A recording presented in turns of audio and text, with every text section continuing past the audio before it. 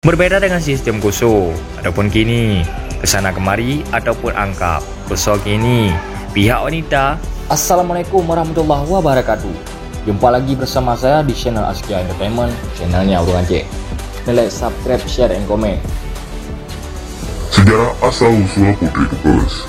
Putri Pukes merupakan nama seorang gadis kesayangan dan anak satu-satunya yang berasal dari sebuah keluarga di sebuah kerajaan kecil. Suatu hari, putri tersebut menyukai seorang pangeran dari kerajaan lain. Awalnya, kedua orang tuanya tidak merestui karena negeri tempat tinggal pangeran itu jauh. Karena kegigihan Putri Pukes dan pangeran, orang tua putri pun merestui dan pernikahan mereka.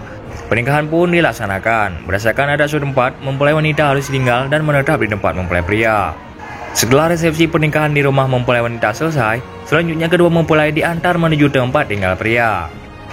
Pihak mempelai wanita diantar yang dalam bahasa Gayo disebut munenes ke rumah pihak pria ke Samar Kilang. Pada acara munenes, pihak keluarga mempelai wanita dibekali sejumlah peralatan rumah tangga seperti kuali, kendi, lesung, alu, piring, periuk, dan sejumlah perlengkapan rumah tangga lainnya.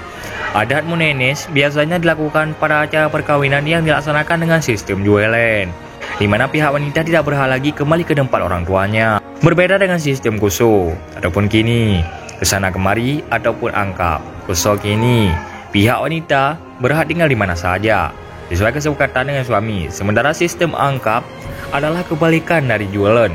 Pada sistem perkawinan ini, pihak lelaki diwajibkan tinggal bersama keluarga pihak wanita, disebabkan pihak wanita yang mengadakan lamaran terlebih dahulu. Pernikahan ini juga disebabkan beberapa hal, antara lain mempelai pria sebelum meminta wali mempelai wanita untuk dinikahkan dengan putrinya, sehingga sebagai persyaratannya pihak pria harus tinggal bersama keluarga mempelai wanita. Disinilah detik-detik terjadinya peristiwa sehingga nama Putri Pukes terkenal hingga sekarang.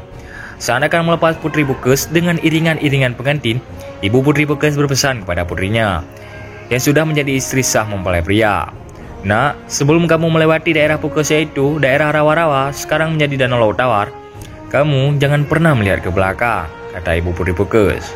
Dijelaskan oleh Dan Nurfan 2013, sang putri berjalan sambil menangis dan menghapus air matanya yang keluar terus-menerus.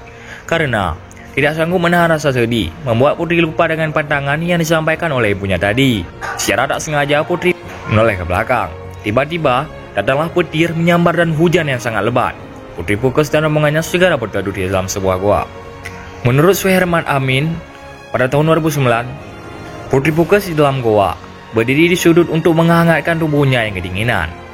Perlahan-lahan tubuh Putri Pukes mengeras. Menurut cerita masyarakat setempat, Putri Pukes sangat terkejut dan menangis. Ternyata tubuhnya berubah menjadi batu.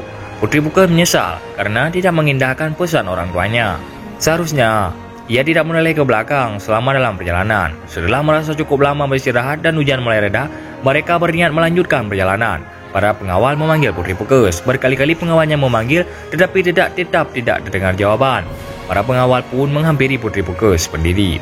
Mereka terus memanggil, tetapi Putri Pukes hanya diam. Saat dilihat dengan jelas, para pengawal sangat terkejut melihat tubuh Putri Pukes telah mengeras dan menjadi batu. Sampai sekarang, batu Putri Pukes masih bisa dilihat, bentuknya membesar di bagian bawah. Letak bentuk sanggul dan kepala putri masih bisa dikenali.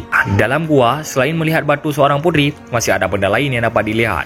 Beberapa benda tersebut diantaranya semut besar, kendi yang sudah menjadi batu, tempat duduk untuk petaba orang masa dahulu, alat pemotong zaman dahulu. Dari semut tersebut, kata penjaga gua tersebut dapat dijadikan sebagai obat berbagai macam penyakit. Semut ini 3 bulan sekali ada air, kata Dan Nurfan pada tahun 2013 yang lalu. Menurut masyarakat Gayo di Aceh Tengah, benar ada atau tidaknya cerita ini tidak menjadi masalah yang sangat penting. Cerita Putri Pukes telah menjadi cerita turun-temurun sampai sekarang. Yang paling terpenting di sini adalah nilai etika berupa pesan moral yang disampaikan dalam cerita tersebut. Cerita Putri Pukes menyadarkan manusia dalam kehidupannya. Menjalankan perintah orang tua merupakan salah satu kewajiban manusia sebagai insan. Nilai itulah yang disampaikan dalam cerita tersebut sejak dahulu sampai sekarang. Selain itu, cerita Putri Pukes bukan hanya memberikan nasihat tentang menjalankan perintah orang tua. Akan tetapi, ada nilai lain yang ingin disampaikan berupa nilai adat istiadat di daerah tersebut. Berdasarkan asal-usul Putri Pukes di atas, legenda ini bercerita tentang adat perkawinan. Kemudian, sistem perkawinannya jualen. Pihak istri tinggal di rumah suami. Kemudian, mahar yang dibayar oleh pihak laki-laki kepada pihak perempuan sangat mahal. Nah, rekan tua, Menurut masyarakat setempat menjelaskan bahwa pada zaman dahulu pernikahan Putri Pukes lantaran jauh dengan tempat tinggalnya. dan pihak laki-laki juga meminta sistem perkawinannya jualan. Sehingga keluarga dari Putri Bagus meminta mahar sebanyak 20 kerbau, ditambah kebun dan perhiasan lainnya, dengan syarat apabila Putri Bagus telah dibawa ke tempat laki-laki. Apabila tidak diizinkan oleh suaminya untuk pulang, maka Putri Bagus tidak boleh pulang. Perjanjian itu akhirnya menjadi kutukan karena tidak diizinkan oleh Yang Maha Kuasa. Itulah pelajaran yang dapat diambil dari cerita Putri Bagus, bahwa suatu perkawinan bukanlah memutuskan silaturahmi, namun mempererat silaturahmi antara kedua keluarga.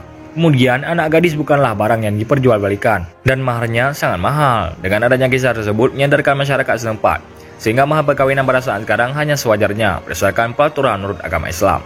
Nah, rekan buah, jadi pada kesempatan kali ini cuman Enoke yang dapat kamu telusuri dan dapat kamu simpulkan.